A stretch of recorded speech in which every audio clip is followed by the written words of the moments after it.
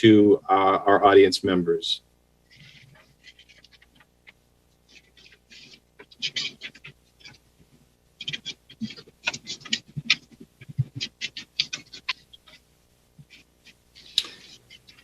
Okay, so thank you for that. We will begin with a situational update, and we're going to go to our statewide incident commander, Chief Sean Kavanaugh. Chief, you have an update for us? I do, and thank you for joining us this afternoon. I apologize on my phone today because I've been over on the east zone. Just got done flying over here out of our heli base in Middletown. But I'd like to give an update of where we're sitting right now, just an overall view, and I believe Chief Nichols is on and can give a more detailed view from the wall bridge as well. So this morning, the entire LNU complex is sitting at 357,046 acres, 33% containment. For the west zone, particularly the wall bridge fire this morning was 54,923 acres at 19% contained. And the good news is, we keep saying here the last few days, the Myers fire is 97% contained and not posing any issues. Yesterday afternoon, I apologize, could not get on the call. I was actually flying the wall bridge fire yesterday afternoon. I had to wait till the skies cleared for us to get up in the air, and right before about 3 o'clock, I was able to get up in the air and spend an hour and a half flying around the fire because it was so smoky during the day. So I do apologize for that. As we move forward today over on the wall bridge, we shrunk up, as you know, yesterday, we shrunk up the evacuation orders, moved it in as close as we could around the wall bridge fire. There is lines a lot of good work being done over there. That is an extremely large fire. And I've been on big fires until, you go fly them, and just that one alone, it's a large fire. And what's particular about the wall bridge fire is there's different topography, different fuels all the way around that thing, from the north end to the west end to the south end to the east end. From you get into the grasslands and the wineries and the open agricultural to the heavy timber around Gurnville, where you can't even see the ground from the air. So it's difficult country. There's a lot of effort being put in over there, a lot of equipment, a lot of dozers are being used over there to punch in lines. We're being optimistic about trying to get line all the way around it, at least a line that's going to tie in around the entire fire here in the next 24 to 48 hours over there. So we're getting equipment in. We're getting the 12 National Guard crews that are coming in, the National Guard service members. Approximately 250 of those folks will be supposed to be in this afternoon, this evening. We will be setting them up at the Santa Rosa Fairgrounds, where we have another base that is set up over there. And those crews are strictly for fire line use. We'll be using them, so that's going to be a relief help that we can put those folks out as well. So you're going to see that base at Santa Rosa growing as we continue. It's going to be a long process dealing with the wall bridge fire over there. As far as the total counts, I think it's important we're breaking out in our sheets now, trying to do a count between the resources on each side, the east zone and west zone. For the west zone this morning, we had 140 engines, 31 water tenders, 10 crews, and 31 dozers that were being used. Once again, too, though, as I talked about just what happened here a little while ago over here, we've got this weather and the smoke. There's so much smoke being put up in the valley, from all the fires from the bay to the north, that it hampers our aircraft use. And in the afternoon right now, we have a stable weather pattern where we have the southwest wind flows. Once that skies clears, we can get our aircraft up and flying, but then also it stands up the fire activity, and that's what's happening again today. I would like to take a larger picture. As I was flying over here just a while ago, we did have a spot that went across Highway 16 in the Rumsey area. It is actively burning to the northeast right now with the push on us. It's going to be out in the grasslands. There's been a lot of fires out there.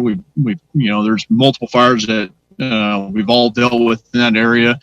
We've got plans in place, but it's gonna put up some smoke and make a few runs on us, especially with the southwest flows. Our priorities haven't changed with what we're doing today and trying to wrap up around both the east and in the west zone. I'm feeling good about some of the evacuation zones that we have, and we're trying to get people back in our homes as quick as we can. And I apologize, as I said, we're over here and things are getting busy, so I'm going to turn it over to Chief Nichols, and I appreciate it, and we'll probably talk to you guys tomorrow. Okay, no reason to apologize, Chief. We're grateful to have you whenever we can. So thank you for phoning in. Chief Nichols, you want to give us an update from where you are? Sure. So calling in from Guerneville this afternoon, the south end of the fire across the southern edge here is looking relatively well. There's a little flare up on the southwest corner out in the Pool Ridge area that crews are currently working on. Around the fire today, as Chief Kavanaugh indicated, crews are working hard to conduct backfiring operations to tie in the fingers and the loose ends of this fire. So significant firing operation this morning between Mill Creek Road, top end of Felta, and down to Batchery off of Sweetwater Springs. So once that's done, outside of cleaning up one little piece from Mount Jackson Resort Road down to Sweetwater Springs, we should be looking real good here on the south end of the fire. Crews conducted successful firing operations yesterday afternoon. While we were having our 4 o'clock yesterday, there were no issues with that firing operation. So they're continuing down the Dry Creek Valley, looking to tie into the north end of the Mill Creek Road burn that's going on this afternoon. There's a significant firing operation also going on at the northwest corner of the fire, trying to tie in the former heel of the fire, to the bulldozer line that was constructed on the east side of Cazadero, north and east side of Cazadero. So far those operations are going according to plan. The weather's maintained that same southwest flow that we've had the last couple days, and we're anticipating to have that for a couple more days. If you can hear the wind on my phone right now, it's just the afternoon marine layer push coming up the Russian River. And so we're taking advantage of the higher relative humidity and moisture in the air to continue working on those control lines to get this thing contained. Thank you. Chief, if I'm not mistaken, it looks like blue sky behind you there, and that's sure a welcome sight. So that's good news. Thank you. We'll now go to our Sonoma County Emergency Operations Center, where our acting EOC Chief, Tennis Wick, is going to give us a report. Tennis? Thank you, Paul. Our efforts are really focused around damage assessment, standing up 2 local assistance centers, either Friday afternoon or Saturday morning. That really is dependent upon re-entry and staffing. We're working hard on both to get those ready by at least Friday late. And watershed assessment has already begun in the Myers fire, so we can get that process underway and get our people out. And a report. Great. Thank you very much, Tennis. And we also have Sergeant Juan Valencia from the Sonoma County Sheriff's Office. Juan? Hello, thanks for having me. It's good. You know, we're constantly continuously working with CAL FIRE, CHP, and utility companies. Right now, our focus is on repopulation and reentry with CAL FIRE. Right now, we have 5,106 people under an order and 424 people under a warning. We're not expecting any of those areas to be lifted today, any of the zones. Our number one priority is public safety. We want to make sure people are safe when they return. We understand people are anxious. They want to get back to their house. There's a lot of stress. Homeschooling the kids, COVID. So there are a lot of factors that we're taking into consideration when we make these decisions. We are working nonstop with CAL FIRE and utility companies and local fire agencies on getting people back home. We understand. Utility companies are in the area fixing and repairing for your safety and for the safety of first responders. I would recommend going to SoCo Emergency for information. When we do send a Nixle out, there's going to be information in there with a map. I recommend clicking on the icon and opening it up and reading it. We've had some confusion, so highly recommend that information. Following us on our social media platforms, Facebook, Twitter, and Instagram, everything's bilingual. We are running into some problems with community members wanting to go home. They're basically traffic congestion at checkpoints. They are trying to get back into their house because they're tired of being evacuated. We understand. The problem is that now you're creating a traffic hazard for first responders to get in there. You're backing traffic up. So there's a lot of things that kind of come into play with that. So we're just asking that you go to SoCo Emergency and put your information into the live map to see whether or not you could go back to your house. That's updated frequently. We are also starting to wind down on our mutual aid. We're going to drop down to about 126 instead of 150 law enforcement personnel. We still continue to have San Francisco PD and CHP. No arrest for looting. We just want people to remember to be kind to each other and make sure you and your family are well taken care of and your neighbors. End of report. Thank you, Sergeant. This time, I just want to remind everybody that we will be taking questions from our media partners, as well as those from the public who would like to leave questions in the Facebook comment area. And our members of our media, you are welcome to raise your hand, and I will be calling on you. Before we do, I want to recognize our two congressional representatives who are with us, Congressman Huffman and Congressman Thompson. We very much appreciate you being here today. We know that you represent two districts in Northern California that have been heavily impacted by these fires, not just this year, but in recent years. And unfortunately, you have a lot of experience in this area. So Congressman Thompson, I'll start with you. Well, thank you. And thank you to everyone who's working so hard to keep us all safe. And my heart goes out to everyone who's lost property in this fire. I know how gut-wrenching that can be. Paul, if it's okay with you, because although Jared and I both represent Sonoma County, the fires are actually burning in his district. So I'd like to yield my time to Jared. Understood. Thank you. Congressman Huffman. Well, I appreciate that. Thanks, Congressman Thompson. And here's what you need to know from the federal side. I'll be very brief.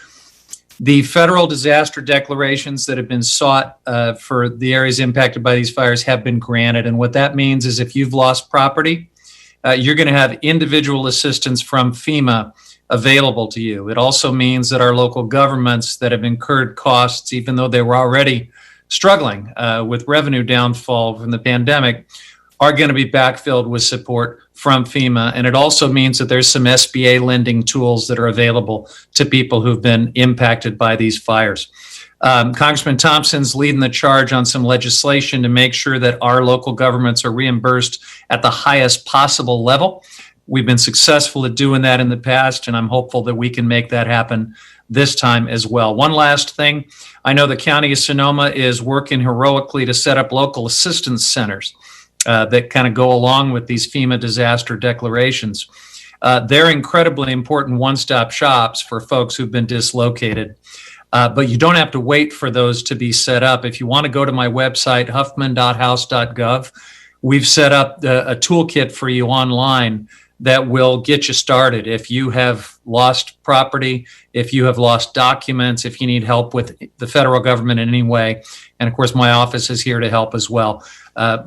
Congressman Thompson, if you want to add anything to that, that was my my attempt at a speed summary for us, but please fill in anything I might have missed.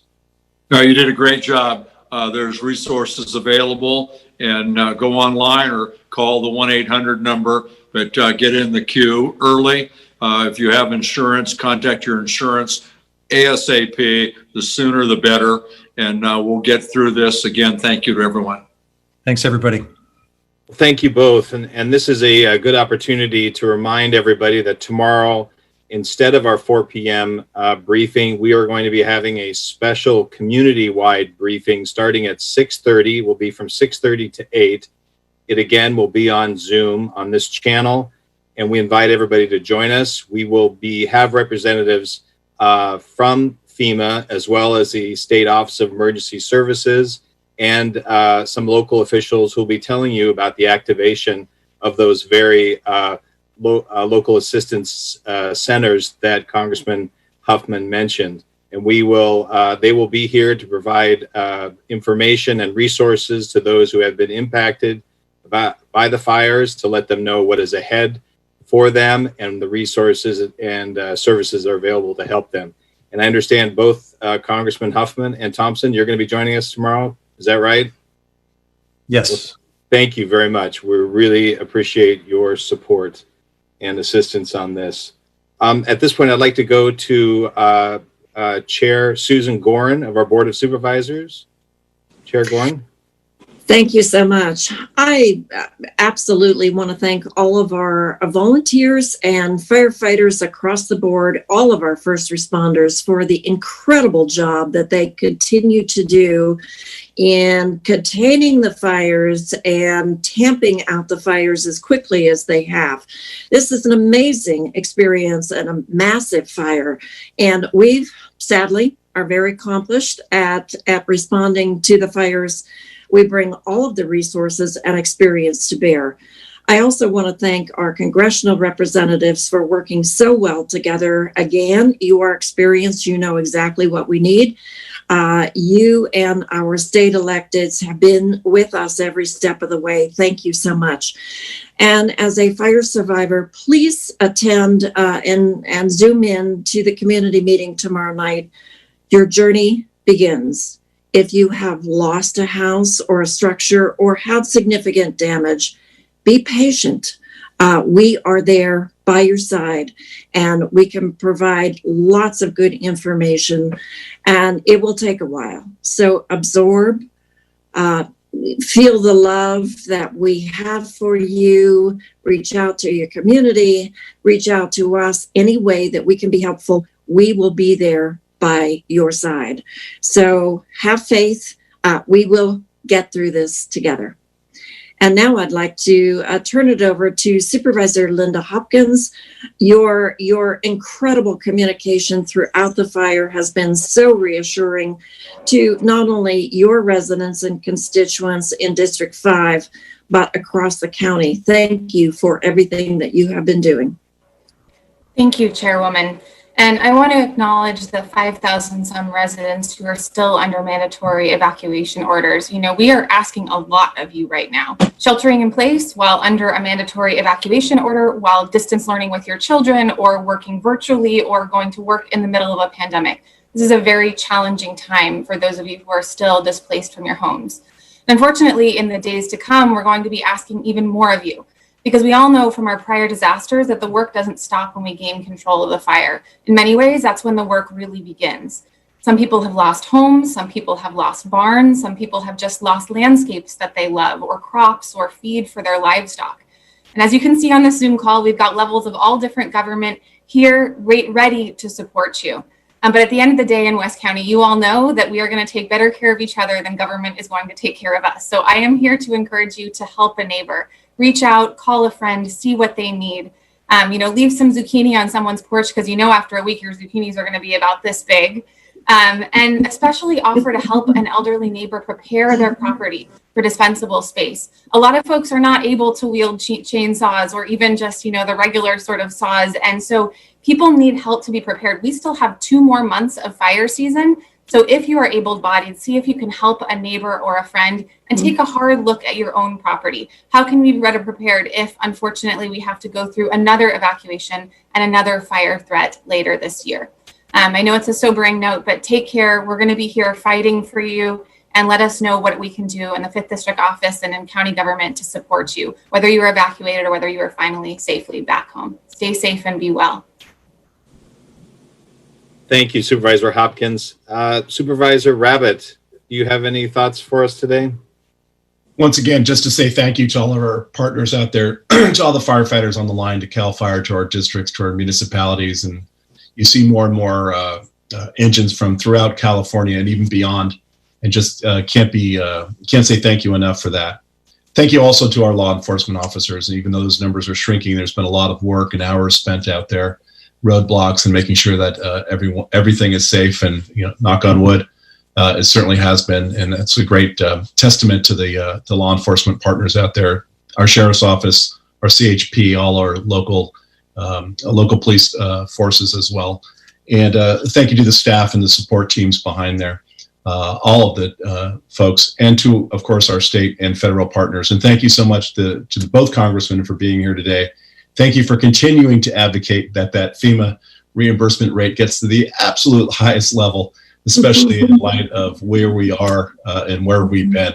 And you know how important that is. And can't say thank you enough for your continued advocacy as well. So just want to say thanks to all. Thank you. And not to be forgotten, we are dealing with another sweeping community issue right now called COVID-19. And to provide an update on that front, Dr. Sundari Mace, our public health officer, is with us. Dr. Mace? Yes, thank you so much.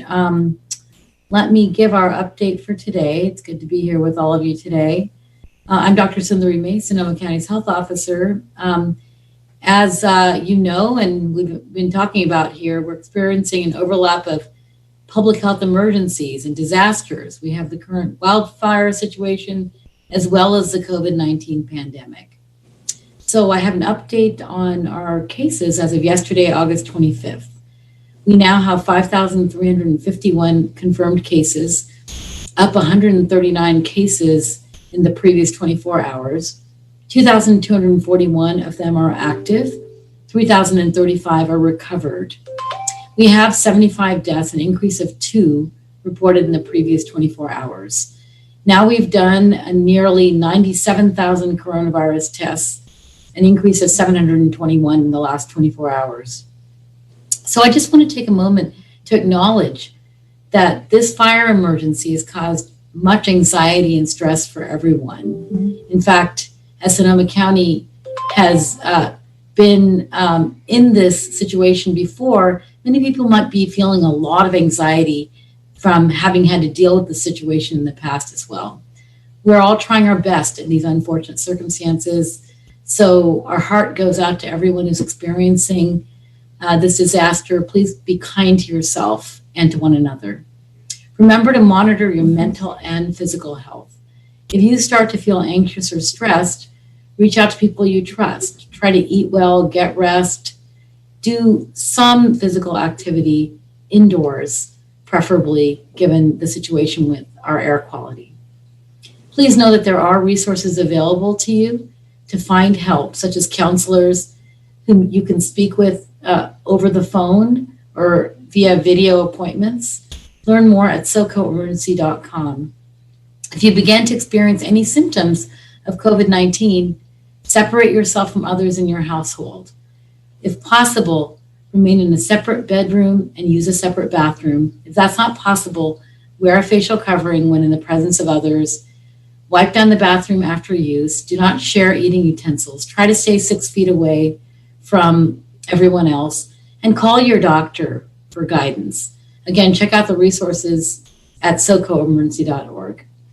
On a related note, Sonoma County does have an alternate care site, which is available for individuals with mild or moderate COVID-19 symptoms, or those that are awaiting test results who cannot safely isolate at home. A referral from a healthcare provider is needed. The site provides moderate medical care, behavioral health services, prepared meals, laundry services to help you remain as comfortable as possible as you isolate or quarantine and as you recover from the illness if you have COVID-19. Our community question for today is, I had to evacuate due to the fires and am now staying with relatives in another part of the county. How do I protect myself and the people I'm sheltering with from COVID-19? You should wear a face covering when indoors. Do not share food and eating utensils. When eating together, try to do so outdoors if the air quality allows. Avoid sleeping in the same room with people outside of your household. Try to use separate bathrooms if at all possible. And if you do feel sick, do not go to someone's home. Instead, contact your medical provider to inquire about isolating at the alternate care site. Thank you all. Stay safe. Thank you very much, Dr. Mace. Those are important reminders. And I see that Supervisor James Gore has joined us. I'm sorry that I missed him earlier. Supervisor Gore? Hey, Paul, not a lot to add. I appreciate you and appreciate all the updates. It's just really heartening to see the work out here on the eastern front of the fire. Dry Creek, we repopulated the majority of Dry Creek. If you can see, some of these maps that Ben Nichols' crew is working on out here, the dozer lines that are zigzagging across these mountains.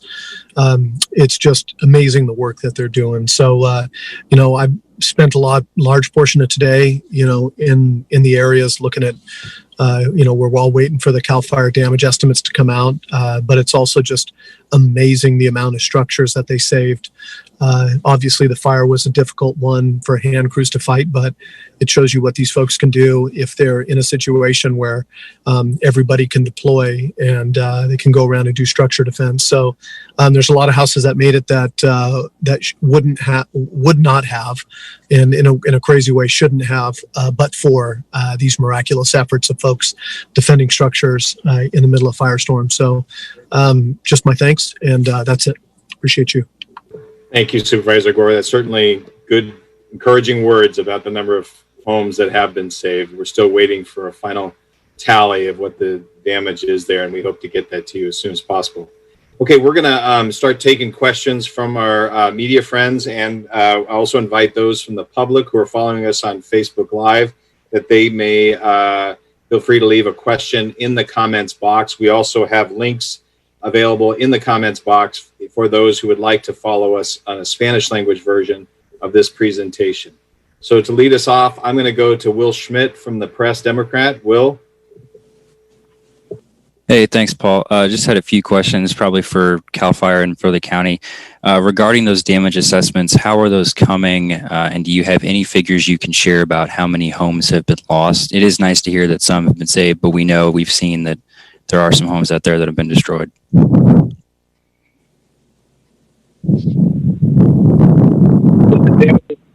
Inspection assessments are continuing across the Walbridge area. Obviously, 54,000 acres in some very remote country. It's going to take some time to make sure we've got the entire area canvassed. I was up in the top end of the Gray Creek area today, and some outstanding work done by our lone bulldozer when we were trying to cut it off on Gray Creek and ringing a structure, and no fire engines there when the fire hit, and the quick work that the dozer put in on their way over towards Mill Creek saved that home. So some outstanding work, but it's taken time to get that information collected, and as it's collected, it's pushed forward to the county, and it'll be released when it's ready to go out. For sure. And, seeing as it's still a pretty active fire, you mentioned, I think, Chief Nichols, that there was a flare up in Pool Ridge down by Guerneville today. Obviously, there's still bits of fire out around the perimeter, and it's quite a large perimeter. But there are also other fires around the North Bay. I mean, we just saw new evacuation orders up in Mendocino for a fire they had north of Ukiah today. As this gets more under control with the firefighting efforts you all are putting in, are we going to start to see a change in operations with firefighters being drawn away from the area to go help out with those other blazes? Or are we still going to see a concerted effort down here in Sonoma County for the Walbridge fire? I know there's still a lot of work to be done out there on the fire line. The fire is broken up into 5 divisions around the fire, and that is about a third, if not a quarter, of what should be around this fire. So we have a skeleton crew staffing the fire. We're getting those more resources as they're coming in, but no, the resources we currently have on our fire until this fire is completely contained, we'll stay assigned to it, so we ensure that it stays where it is right now. Great. I guess my last one, if I could, do you have a sense of how many structures are still threatened?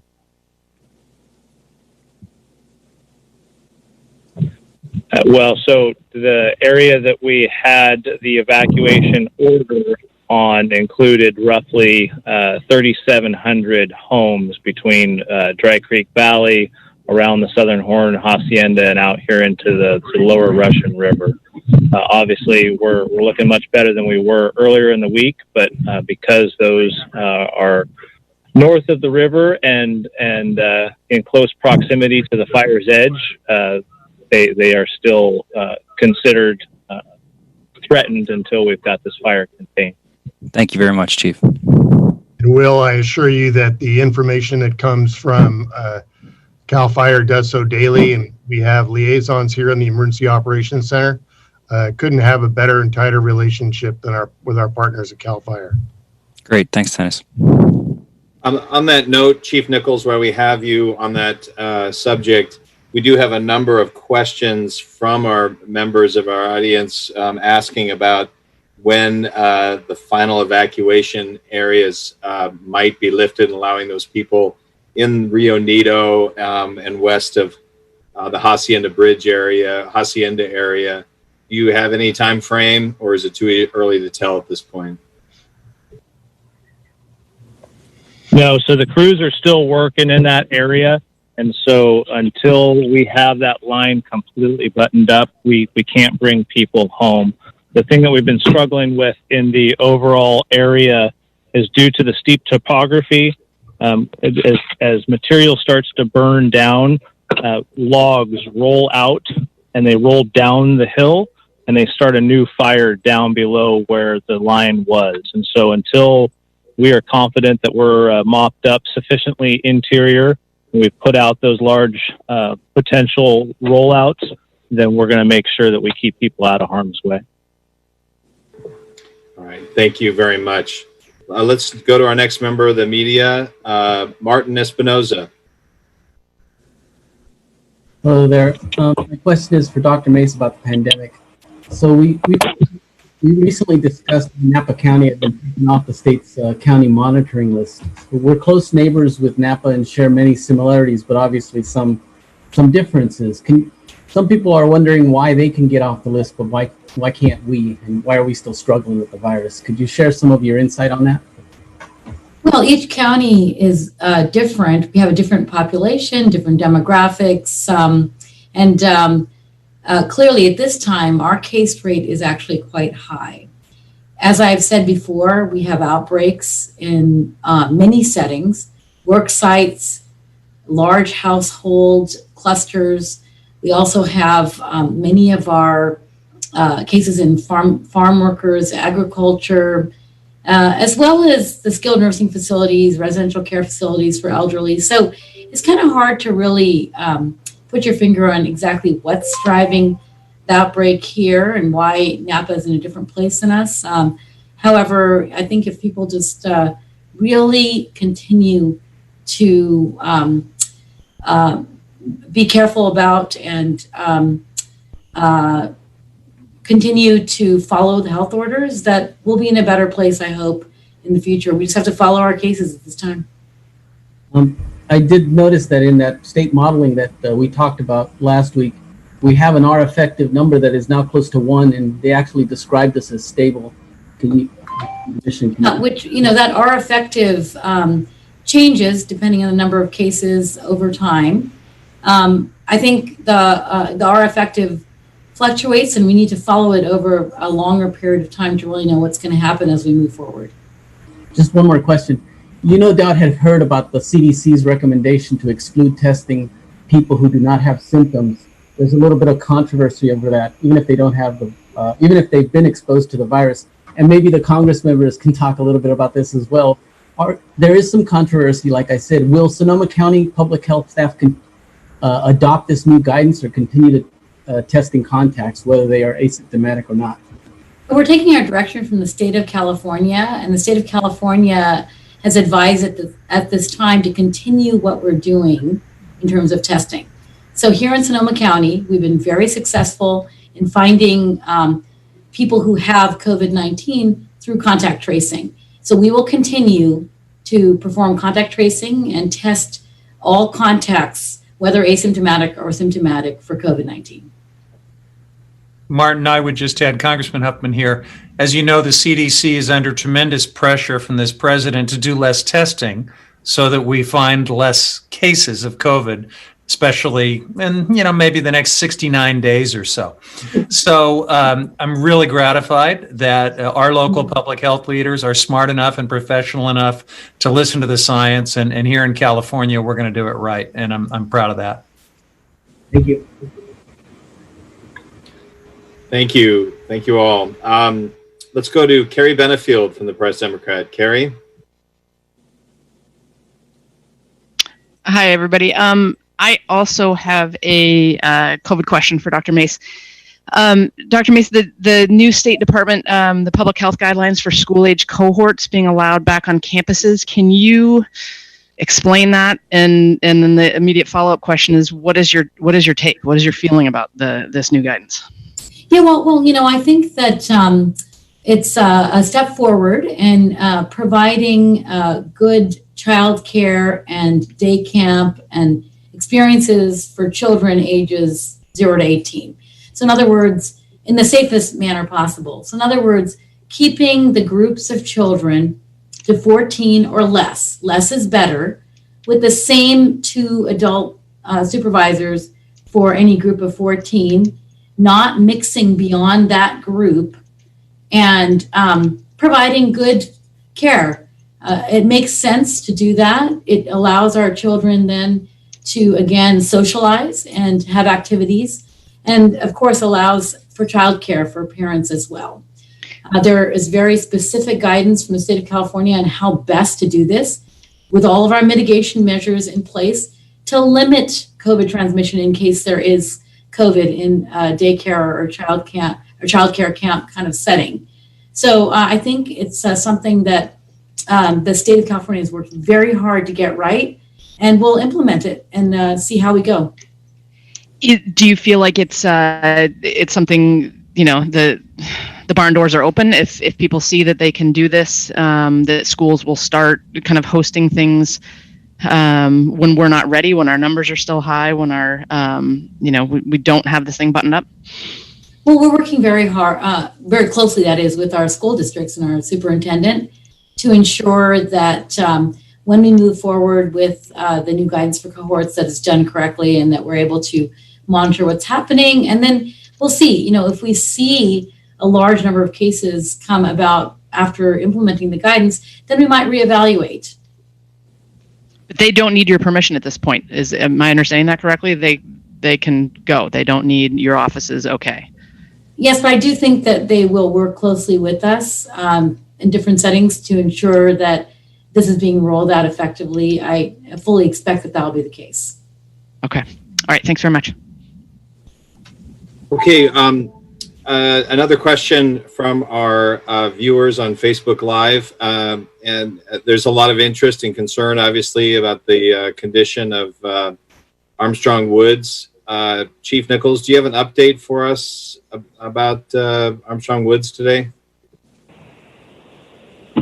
I haven't been out there today. However, crews did report that the fire was kept out of the area immediately around the Colonel Armstrong tree.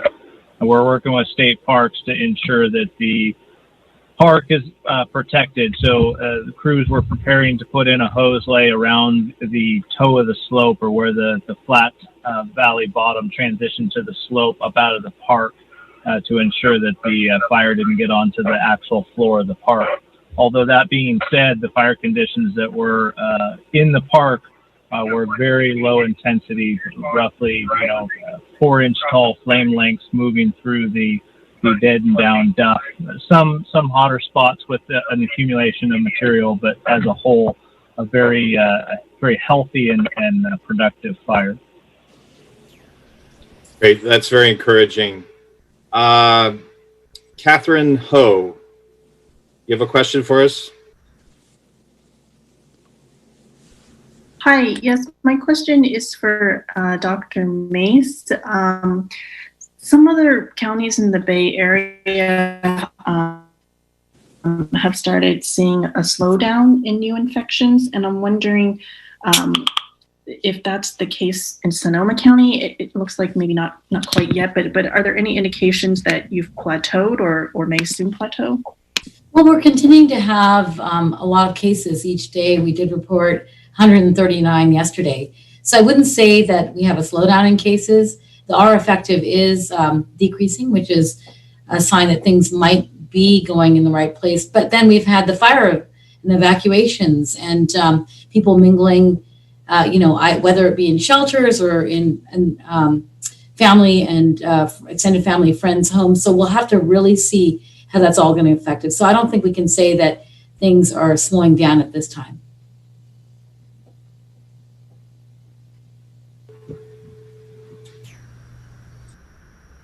Thank you. Catherine, do you have a follow-up? No, I think that does it. Thank you. Okay, well, I think that does it for today, everybody. Thank you for your time. We really appreciate your updates. And just to remind everybody that tomorrow night, we will be having a special community briefing, which will be focused on the resources that are available for those returning to their homes and their region. This community briefing will start at 6:30, and we will have others from State Office of Emergency Services, FEMA, and other resources available to take questions from the community. And we once again will be having our CAL FIRE officials back to give us an update on the front lines. And we will be posting links for that community briefing on socoemergency.org. We will also be pushing out on social media, and we'll be releasing a press release about that as well. So we thank you all for being here today, and we look forward to talking with you more tomorrow night at our community briefing. That's from 6:30 to 8 o'clock. Thank you all.